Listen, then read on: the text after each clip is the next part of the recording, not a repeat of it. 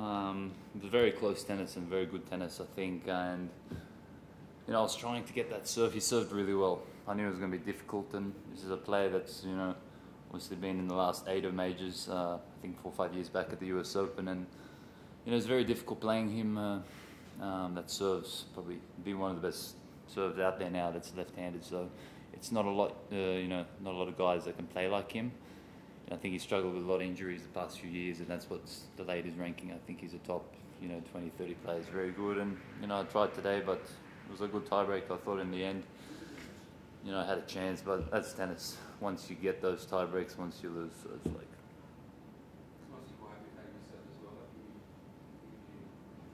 Yeah, I think probably there was only 1 point in the tiebreak where we lost each other's serves, and that was probably at the start. Other than that, I thought, there was no breaks of serve in the match.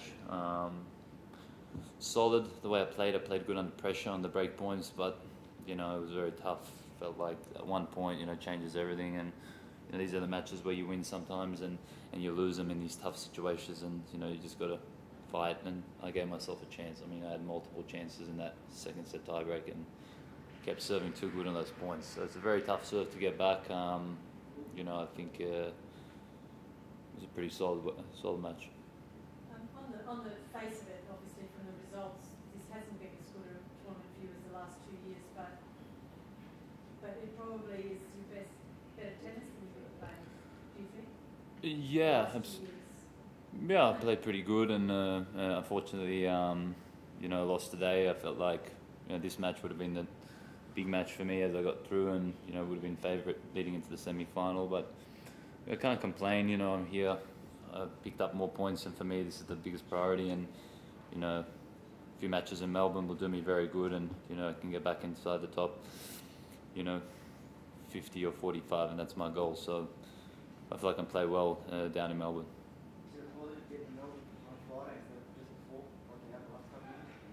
Yeah, for sure. A little bit. I have that 1-2 days where I can sort of, get ready for those 5 sets, and it's going to be important. And I'm playing with Melbourne. I always play good, so hopefully I get a good draw, play the right tennis, and I can do some damage down there for sure the way I'm playing.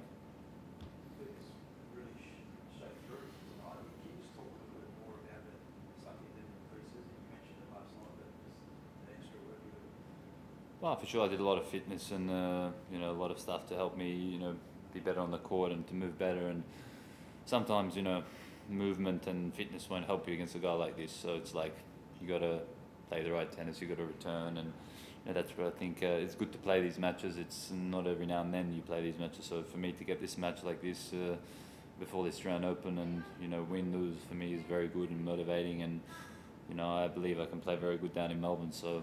I'm going to practice the next few days, and hopefully I can get a favourite duel, not like last year. Bernie, bad luck and loss tonight. Just on a different note, have you ever thought about joining Twitter? Is there like a reason that you're not on Twitter? Because a lot of people would want to see you on Twitter. Yeah, but the stuff that I would say on Twitter won't be good. So better that I don't have Twitter. Let's leave it like that. A lot of players enjoy interacting with their supporters on social media. Yeah. Well, I think a lot of people and stuff, but to me, it doesn't fascinate me. And if I had something like that, I would, I'd say my comments wouldn't be sometimes very good. So better that I don't have it. Yeah, let's stay away from Twitter and Facebook. After last year at the Open in Melbourne, Bernie, when you had to retire at first round, how important is it to just get through a first round and maybe on the second, third, you had that sort of unfortunate? Yeah, it was tough. When does the draw come out for the Open? Tomorrow? In the morning. I'll be the first one watching that. I'll be waiting for that first spot. No, for sure it's tough. What I experienced last year in the Australian Open. But I think that's the worst you can experience, and I learned a lot from that. And a much better player, a much fitter player, much stronger player. For me, there's a huge opportunity coming back in Melbourne. With the right draw, I can definitely do some damage. take these few matches that I had in Brisbane in the quarters, here in the quarters, and I put this all in Melbourne. You know, I believe I can play very good tennis. So I'm going to prepare as best as I can, and you know, I believe I can do it that well in Melbourne. You're looking for a couple of lefties to hit up with on the backboard? Well, so for sure. I mean, it's tough always playing left. There's not many people are left-handed, and so it sucks when you get someone like this that's different, and you know that's why he's so dangerous. And you know, if he hadn't been probably prone injury-free for the last few years, he was struggling. It's a very quality player that could have been you know, inside the top 20, but you know, he has had injuries and he does struggle with that. So you know, hope he stays healthy for himself. And for me, you know, I've got to prepare as much as I can, and you know, really put the tennis, like I said, what I've used in the past few weeks into Melbourne, and that's when you know I can play very good. The injury you had last year, did that give you a kind of a sense of urgency that that you really, once you got fit, you really needed to make a move and start? Because you're on a bit of a plateau before then, I guess, in terms of making your way through the ranks. Yeah. Does that give you kind of a bit of urgency to get it right, get fit, do all the right things, and really start to push ahead?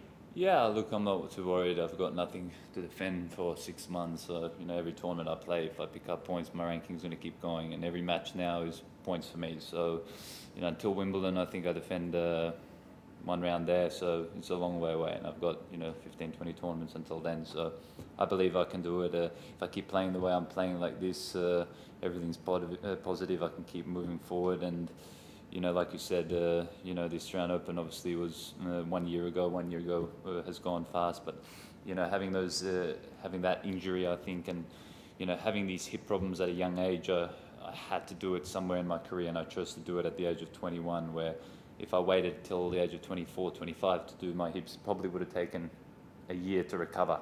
So I was happy, you know, missing 5-6 months. It made my hips, you know, more.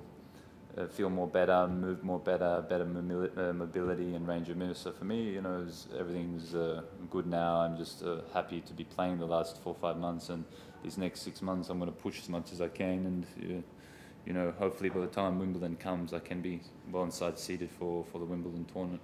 Those first 2 sessions when you came back from surgery, you started training, what was it like? Well, it's not easy, you know, it was very tough. But you know, after you get through it, you become a little bit more used to it, and then you feel it better, and then you can push more. And you know, everything's coming along good. I can't complain. You know, very positive with the way I've done the last few months, and you know, I know this work will come. You know, maybe not now with the result-wise, but maybe down the 2, 3, 4 months it will come. So I'm gonna remain to work and try my best down in Melbourne for sure. Last one. What are you listening to on your headphones? I haven't even turned it on. Good question. I'm a hip hop fan, and you know, R&B. I like a lot of stuff. As long as it's good and entertaining, I love it. I'll tweet that out. I'll tweet that out. I won't be tweeting nothing. Guys, see you. Thanks, Bert. Very, very much.